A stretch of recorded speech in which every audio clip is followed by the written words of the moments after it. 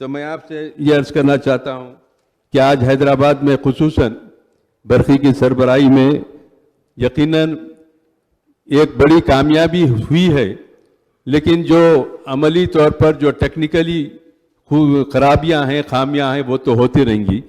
جیسے کہ مثال کے طور پر یہ بارش کا موسم ہے، ہوائیں جب تیز چلتی ہیں، بارش طوفانی بارش ہوتی ہے تو فوری لائٹ بند ہو جاتی ہے، کہیں ویران ٹوٹ جاتے ہیں، کہیں ٹرانسفارمر فیل ہو جاتے ہیں۔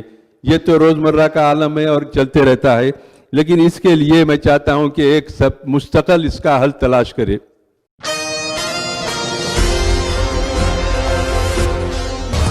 السلام علیکم ناظرین، میں شیخ انور، ایشین ٹی وی نیوز میں آپ سب کا استقبال ہے۔ آئیے دیکھتے ہیں آج کی اہم خبر۔ جناب اسپیکر صاحب، ریاست تلنگانہ میں آج سے 6 سال پہلے جو آندھرا پردیش کے نام سے ریاست تھی، لیکن عملی طور پر اندھیرا پردیش میں تبدیل ہو گئی تھی۔ برقی کا بحران، ہر طرف اندھیرا، لوگ مصیبتوں کا شکار ہو رہے تھے، برابر برقی کی سربراہی جاری نہیں تھی، اور ایک کٹھن مسئلہ تھا ہر ایک کے لیے، اور بہت ساری طاقتیں اس میں ناکام ہوئی۔ تلنگانہ کے اندر برقی کو بحال کرنے کے لیے، اس کو خود مکتفی بنانے کے لیے، لیکن 2004 سے ہماری ریاست کے چیف منسٹر چندر شیکھر راؤ صاحب نے پہلے ہی دن اسمبلی میں اعلان کیا تھا کہ 4 سال کے عرصے کے اندر ہم انشاءاللہ اس برقی کے بحران پہ قابو پا لیں گے، اور چنانچہ ان کے عملی اقدامات کے ذریعے یہ کامیابی حاصل ہوئی کہ آج تلنگانہ میں الحمدللہ پاور کا شارٹیج نہیں ہے، ہر طرف سپلائی ہے، اور ہر طرف برقی کی سربراہی مناسب انداز سے کی جا رہی ہے۔ خصوصاً شہر کے علاوہ اضلاع میں بھی جہاں پر برقی کے لیے بڑا بھیانک حالات تھے، وہاں پر بھی برقی کی سربراہی ہونے لگی، لوگ خوش ہونے لگے، اس سے استفادہ کرنے لگے۔ تو میں یہ عرض کرنا چاہتا ہوں کہ آج اس بحران میں قابو پانے کے لیے حکومت نے جو اقدامات کیے، یقیناً وہ لائق ستائش ہے۔ جبکہ 2004 میں 7778 میگا واٹ برقی کی سربراہی ہوتی تھی، اور آج 6 سال کے بعد اس میں اضافہ کیا گیا، 15888 میگا واٹ کا اضافہ ہوا۔ 2014 میں یہ جو اضافہ ہوا، اس کے لیے ہم ریاستی حکومت کو مبارکباد پیش کرتے ہیں۔ آج شہر میں، اضلاع میں سیم ایک ہی صورتحال ہے کہ کوئی بھی برقی کے مسئلے میں محتاج یا پریشان نہیں ہے۔ اب یہ ٹیکنیکلی طور پر کچھ نہ کچھ نقصانات ہوتے ہیں، اور اس کی وجہ سے عارضی طور پر کچھ دشواریاں آتے ہیں۔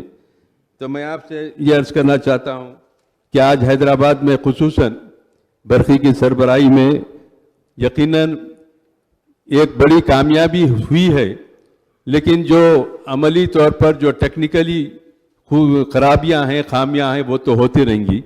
جیسے کہ مثال کے طور پر یہ بارش کا موسم ہے، ہوائیں جب تیز چلتی ہیں، بارش طوفانی بارش ہوتی ہے تو فوری لائٹ بند ہو جاتی ہے، کہیں ویران ٹوٹ جاتے ہیں، کہیں ٹرانسفارمر فیل ہو جاتے ہیں۔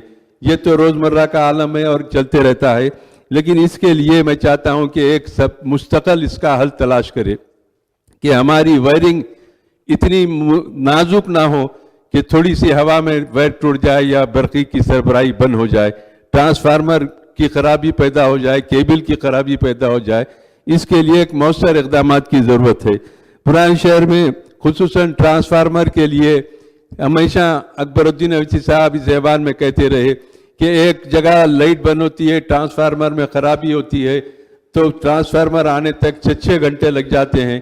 اس لیے چندان گٹے میں ایک مقام پر اس کا ریپیئر سینٹر قائم کیا جائے، تاکہ پرانے شہر کے لائٹ میں جب ٹرانسفارمر خرابی ہوتی ہے تو وہاں کا ان کو کم وقت میں برقی کی سربراہی کو یقینی بنایا جا سکتا ہے، لیکن اس پہ آج تک عمل نہیں۔ مقام کی نشاندہی کی ہے، گورنمنٹ لینڈ ہے، یہاں پر ट्रांसफार्मर रिपेयरिंग सेंटर कायम कर सकते हैं, लेकिन अब तक उस पर कोई अमल नहीं किया गया। मैं आपके ज़रिए हुकूमत से दरख्वास्त करता हूँ कि एक बहुत बड़ा मसला है, जब कभी भी लाइट बंद होती है तो 6-6 घंटे 7-7 घंटे सिर्फ ट्रांसफार्मर के आने में लग जाते हैं। इसलिए अकबर साहब के उस मुतालबे पर आप इक़दाम कीजिए और लोगों को सहूलत पहुँचाइए। आज अंडरग्राउंड केबलिंग के लिए पुराने शहर में खुसूसन मुतालबे किए गए थे, काम थोड़ा हुआ है, लेकिन बहुत सारा इलाका इसमें बाकी है। वो काम की भी आज बेहद ज़रूरत है, क्योंकि अंडरग्राउंड केबलिंग के ज़रिए वहाँ की बस्तियों को बेहतर बनाया जा सकता है। ऐसे मकानों के ऊपर से एसटी के लेना चले जा रहे हैं कि उस मकानों के रहने वालों के लिए जान का खतरा है। इसलिए एक बड़े पैमाने पर उसका सर्वे करा के पुराने शहर में अंडरग्राउंड केबलिंग का भी इंतज़ाम करना बेहद ज़रूरी है। आज स्टाफ भी इसमें कमी होती है स्टाफ की, और जो लोग गुजर गए कई लोगों के तकर्रुरात इसमें बाकी है, जिसकी वजह से आवाम की शिकायत को हल करने के लिए दुश्वारी हो रही है। हुकूमत इस पर भी तवज्जो दे और स्टाफ की कमी की शिकायत को दूर करने के लिए नए तकर्रुरात के ज़रिए इस मसले को हल किया जाए।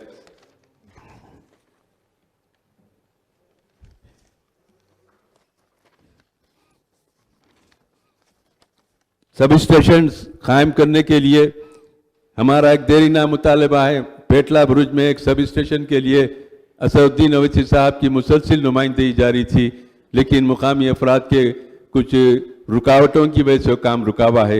एक सब स्टेशन जो पेटला बुरुज में मॉडर्न मैटरनिटी हॉस्पिटल के बाजू, जिसकी ज़मीन गवर्नमेंट ने अलाट कर दी, टेंडर हो गया, एजेंसी को भी अलाट हो गया, लेकिन बाज़ लोग उसमें रुकावट बन के उस काम को रोके हैं। मेरी दरख्वास्त है हुकूमत से कि उस रुकावटों को दूर करके वहाँ का काम फौरी शुरू किया जाए। और इस तरीके से शहर में और सब स्टेशन की ज़रूरत थी, जिसकी नुमाइंदगी मजलिस इत्तेहादुल मुस्लिमीन के अराकीन असम्बली ने की।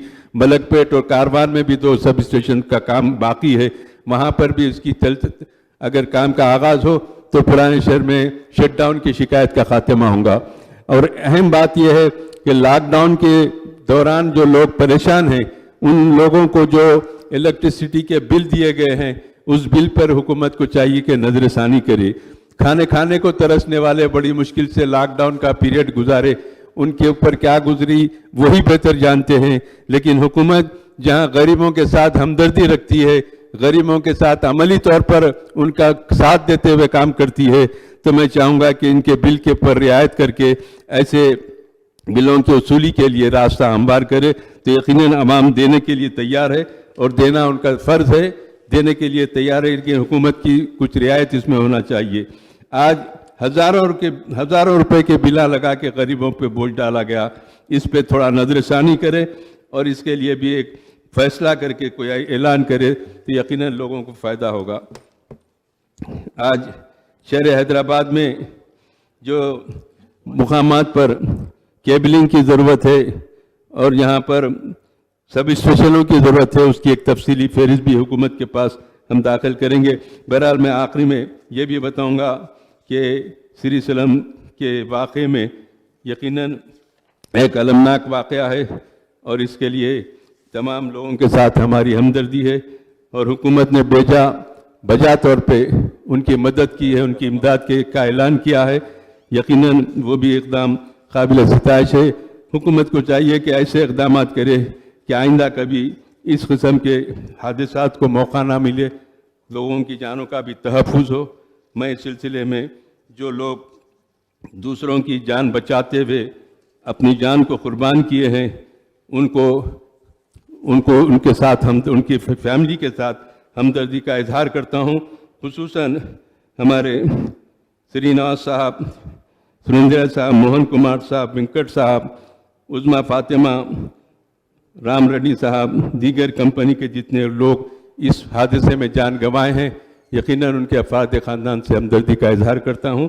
हुकूमत ने माकूल इंतज़ामात उनके लिए किए हैं और इन इंतज़ामात के लिए अलबत्ता ये इलेक्ट्रिसिटी के जो कानून आया है, उस कानून के ताल्लुक़ से मेरा मशवरा है कि हुकूमत इसके हर पहलू को गौर करे और इस कानून पर संजीदगी के साथ, अगर ये कानून तेलंगाना रियासत के मफाद में, तेलंगाना के अवाम की तायद में है, तो यकीनन इसको रूबे अमल लाने के लिए आप फैसला ले सकते हैं। لیکن بظاہر تو اس میں کوئی ایسی بات نہیں دکھتی جس سے یہاں کے لوگوں کو فائدہ پہنچے. لیکن پھر بھی حکومت کا کام ہے کہ وہ اس کے تمام پہلوؤں کو سوچتے ہوئے غور کرتے ہوئے اس کی تائید کا فیصلہ کرے. میں آخر میں پھر ایک مرتبہ آپ حضرات کا اسپیکر صاحب آپ کا شکریہ ادا کرتے ہوئے اپنی جگہ لیتا ہوں. شکریہ.